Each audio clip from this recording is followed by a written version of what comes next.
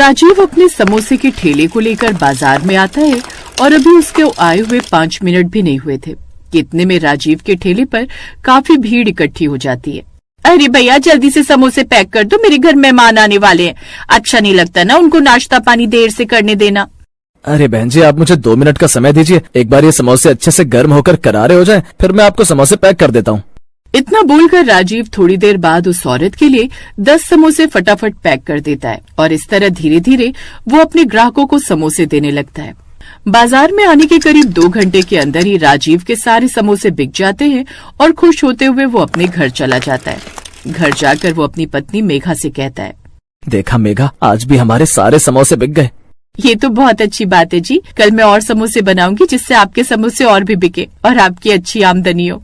मेघा, ये सब तुम्हारी वजह से हुआ है। अगर तुम मेरी जिंदगी में नहीं आती तो शायद मैं आज भी किसी फैक्ट्री में मजदूरी का काम कर रहा होता। तुम मेरी जिंदगी में आई और तुमने मुझे एक नया हुनर दिया, जिस वजह से मैं आज यहाँ पर हूँ। राजीव की बात सुनकर मेघा उसके गले लग जाती है। तभी मेघा के पेट में अचानक दर्द होता है। आह! क्या हुआ मेघा, सब ठीक तो है ना? हाँ, सब ठीक है। वो क्या है ना, आपका ये नटखट लड़का मेरे पेट में लात मार रहा है, उसे भी बहुत खुशी हो रही है आपकी तरक्की देखकर।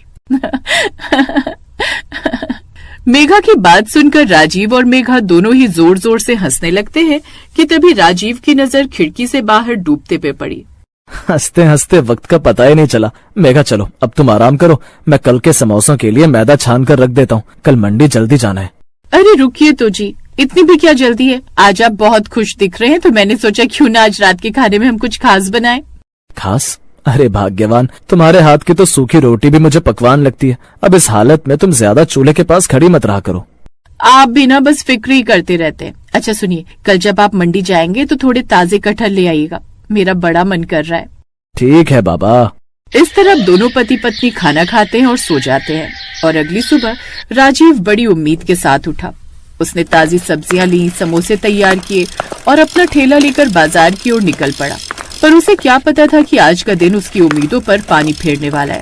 जैसे वो बाजार पहुंचा, उसकी आंखें फटी की फटी रह गईं। अरे ये यहाँ इतनी भीड़ कैसी, और यहाँ खुशबू कहाँ से आ रही है? आज तो लोगों ने समोसे की खुशबू की तरफ नाक भी नहीं की। राजीव ने देखा कि उसके ठेले से महज कुछ ही दूरी पर एक नया चमकदार ठेला लगा है, जिस पर बड़े बड़े अक्षरों में लिखा था स्पेशल वेज बिरयानी। बिरयानी का ठेला, वो भी मेरे ठेले के ठीक सामने। चलो कोई बात नहीं, नया नया आया है तो लोग देख रहे होंगे। 1 घंटा बीता, फिर 2 घंटे। राजीव के समोसे कढ़ाई में पड़े पड़े ठंडे होने लगे थे। लोग आते, बिरयानी वाले के पास लंबी लाइन लगाते और प्लेट भर भर कर बिरयानी खाते, लेकिन राजीव की तरफ कोई झांकता तक नहीं। तभी राजीव का एक पुराना ग्राहक जो रोज उससे 4 समोसे लेता था, वहां से गुजरा और तभी राजीव उसे रोकते हुए कहता है, अरे मिश्रा जी, राम राम। आज क्या बात है, दुकान की तरफ कदम नहीं बढ़े? समोसे एकदम गरम और करारे हैं। अरे राजीव भाई, राम राम। सच बताऊं तो आज समोसे का मन नहीं है। वो देखो सामने क्या बिरयानी खिला रहा है वो लड़का, पूरा बाजार वहीं टूट पड़ा है। मैंने भी एक प्लेट खाई, भाई साहब स्वाद ही अलग है। अच्छा, ऐसा क्या खास है उसकी बिरयानी में? पता नहीं भाई, पर खुशबू ऐसी है कि दूर से खींच लाती है। तुम बुरा मत मानना, पर आज के जमाने में लोग कुछ नया चाहते हैं। समोसे तो घर घर में बनते हैं। मिश्रा जी की बात सुनकर राजीव को झटका लगता है। देखते ही देखते शाम हो गई। जहाँ रोज राजीव खाली पतीला लेकर घर जाता था, तो आज उसका ठेला समोसों से भरा पड़ा था। आज तो बोनी तक नहीं हुई, सारा सामान खराब हो जाएगा। घर जाकर मेघा को क्या मुंह दिखाऊंगा। राजीव बुझे मन से ठेला खींचते हुए घर पहुंचा। मेघा दरवाजे पर ही उसका इंतजार कर रही थी। जैसे उसने भरा हुआ ठेला देखा, वो समझ गई कि आज कुछ बुरा हुआ है। अरे, आज इतने सारे समोसे वापस आ गए, क्या हुआ जी? तबीयत तो ठीक है ना आपकी? तबीयत को क्या होना है मेघा, बस किस्मत ही खराब है। बाजार में एक नया बिरयानी वाला आया है, उसने आते ही मेरा सारा धंधा चौपट कर दिया।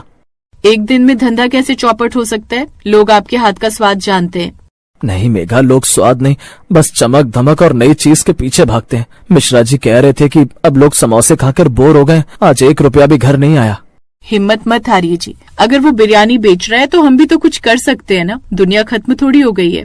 क्या करेंगे मेघा, मेरे पास ना तो बिरयानी बनाने का बड़ा बर्तन है और ना ही मुझे वो सब बनाना आता है। मैं तो बस एक सीधा साधा समोसे वाला हूँ।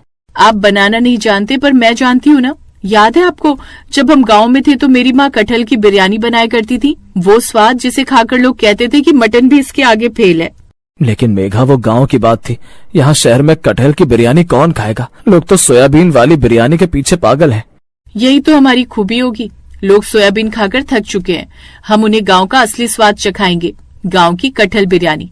आप बस कल मंडी से ताजे और कच्चे कटहल ले आना, बाकी मुझ पर छोड़ दो। पर तुम्हारी हालत, डॉक्टर ने कहा है कि तुम्हें आराम करना चाहिए। मैं तुम्हें इस हालत में चूल्हे के सामने झोंक दूं? नहीं मेघा, ये मुझसे नहीं होगा। अरे, अपने पति और आने वाले बच्चे की खातिर मैं इतना भी नहीं कर सकती। जब तक हम लड़ेंगे नहीं, तब तक जीतेंगे कैसे? आप बस भरोसा रखिए। राजीव को मेघा की बातों से थोड़ी हिम्मत मिलती है और अगली सुबह वो जल्दी उठता है और मंडी जाकर सबसे अच्छे कटहल चुनकर लाता है। मेघा ने अपनी तकलीफों को भूलकर रसोई संभाली। उसने मसालों को सिलबट्टे पर पीसा ताकि खुशबू बरकरार रहे। वाह भैया, इस मसाले की खुशबू तो कमाल की है। सच में इसमें गांव की मिट्टी की महक आ रही है। अभी तो बस शुरुआत है। देखिए मैं इन कटहल के टुकड़ों को कैसे मसालों में लपेटती हूँ। जब ये चावल के साथ दम पर पकेंगे ना, तो इनका रेशा रेशा खुल जाएगा। मेघा ने अब चावल उबाले, कटहल को तैयार किया और फिर एक बड़े पतीले में उसे सेट करके ऊपर से आटा लगाकर दम पर रख दिया। करीब 1 घंटे बाद जब पतीला खुला तो पूरा घर महक उठा।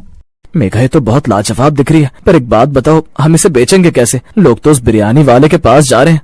आप एक काम करना, आज समोसे कम ले जाना और बिरयानी का ये पतीला सामने रखना। लोगों को पहले थोड़ा थोड़ा चखने के लिए देना। जब वो स्वाद चखेंगे तो अपने आप खींचे चले आएंगे। मेघा की बात सुनकर राजीव उसकी बात से सहमत हो जाता है और अब राजीव ने वैसा ही किया। वो बाजार पहुंचा और उस बिरयानी वाले के पास फिर से वही भीड़ देखी। राजीव ने अपना पतीला खोला, जिसकी खुशबू हवा में घुलने लगी। पास से गुजर रही वही औरत जो हमेशा समोसे लेती थी, वो रुकी और, अरे भैया, आज क्या कोई नई चीज लाए हो? खुशबू तो बड़ी अच्छी है। बहन जी, ये मेरी पत्नी के हाथ की बनाई गई गांव की कटहल बिरयानी है। आज आप समोसे मत लीजिए, बस ये 1 चम्मच चक्कर देखिए। राजीव ने एक छोटी प्लेट में उसे बिरयानी दी।